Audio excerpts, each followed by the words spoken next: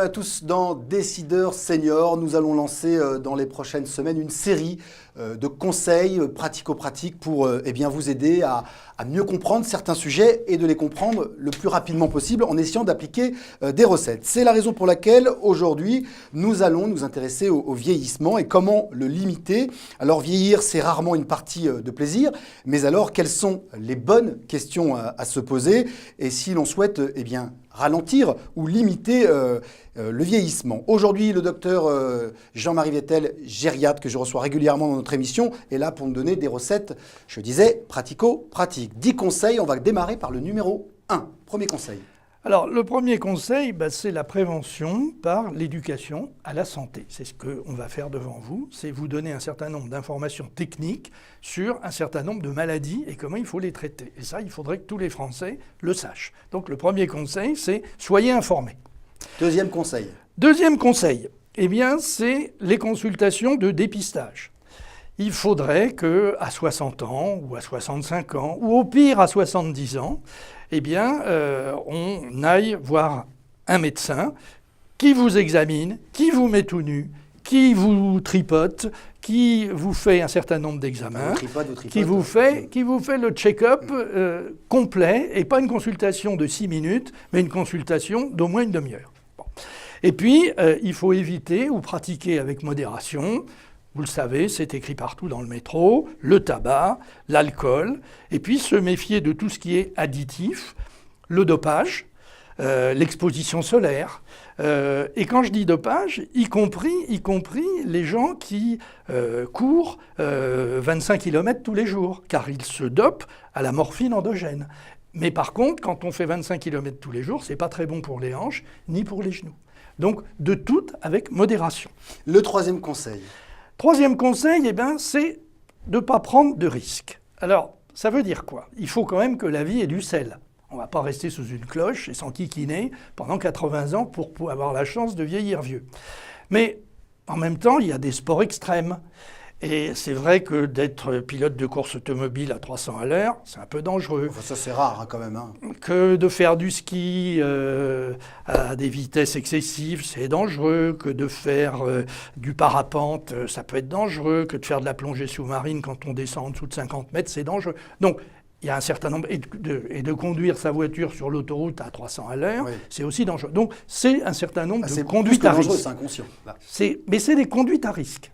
Donc, à chacun à faire la balance entre la conduite à risque et ce qui est raisonnable, mais que la vie ait quand même du sel.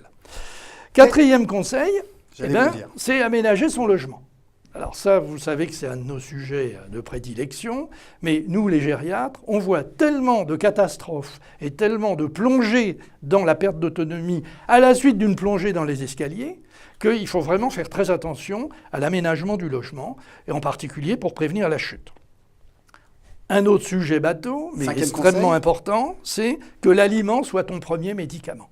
Et ça, il faut que les gens apprennent, par l'éducation sanitaire, à manger de façon équilibrée, qu'ils ne mangent pas comme des cochons, qu'ils ne soient pas gros comme des cochons, et qu'ils aient le poids idéal avec des glucides, des lipides, des protéines et des fruits.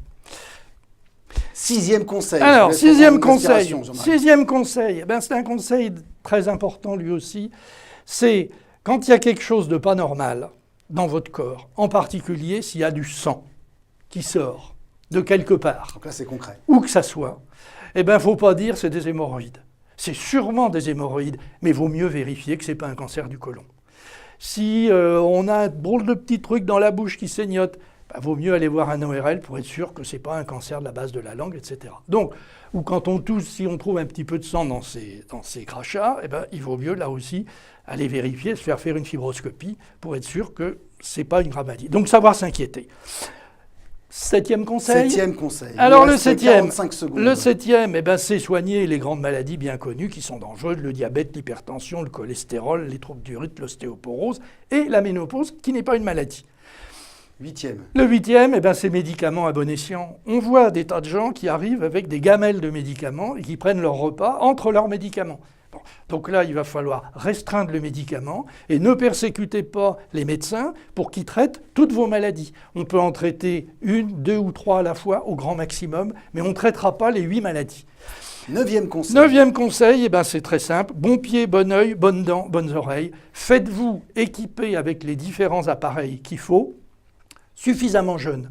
Entre 65 et 75 ans au plus tard. Si vous vous faites équiper plus tard, vous ne saurez jamais vous servir de votre prothèse auditive et vous ne saurez pas bien mettre votre dentier et faites faire vos lunettes, faites-vous opérer de la cataracte à tout âge, c'est bon. Et puis le dernier ben, c'est la pile à désir. Et la pile à désir, ben, c'est avoir envie de faire quelque chose, continuer à voir des gens, avoir envie d'avoir un agenda. Il n'y a rien de pire, même avec un corps en parfait état, de rester dans son fauteuil toute la journée et de ne rien faire. Donc, défoncez-vous jusqu'à 85 ans. Voilà en ce qui concerne les 10 bons conseils à retenir par le docteur gériatre Jean-Marie Vettel pour vieillir le plus longtemps possible et que vous ayez une belle vie de senior. Si vous voulez en savoir plus, rendez-vous sur le www.bien-vivre-chez-soi.com. Rendez-vous dans une autre émission pour 10 bons autres conseils.